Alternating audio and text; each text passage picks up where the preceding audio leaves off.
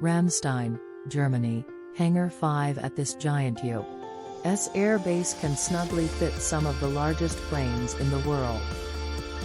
It was not meant to house people.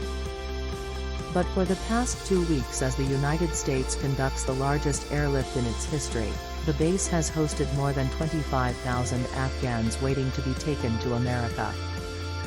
Hangar 5's 9-story tall ceiling looms above a series of rectangular enclosures built of 8-foot-high wire fencing, separating groups of Afghans dressed in colorful robes and tunics.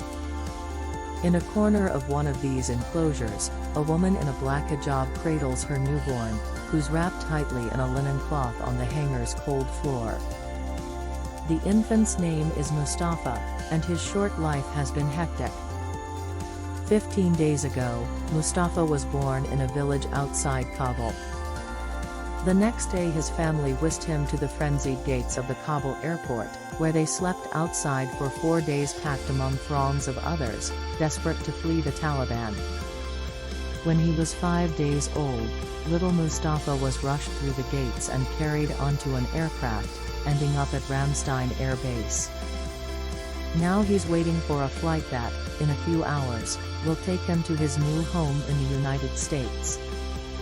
"I plan to build a life for my son and his siblings in America," says Mustafa's mother Worahmeena, who only gives her first name for fear of reprisals by the Taliban on family still back home. "My husband worked with the Afghan army and we were in too much danger to stay in Afghanistan. Thousands of other Afghans have come to Ramstein who left for similar reasons.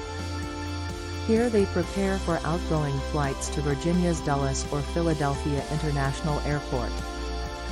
Their first stop after they arrive is a series of medical screening tents." Lieutenant Colonel Simon Alexander Ritchie, an officer from Minneapolis who heads a medical unit at the base, is one of the first U.S. service members they meet. He says there have been so many evacuees arriving from Kabul that, a few days ago, his team ran out of space. "So we built the festival tent over to the side, which holds about 1,200 people," Ritchie says. "We ran out of space there. We built another space that holds about 2,000 people on the other side of that building. Ran out of space there. Built a 5th space out that held in about another 2,000. So at one point in time here, we had 7,000 travelers approximately that were in this holding stage."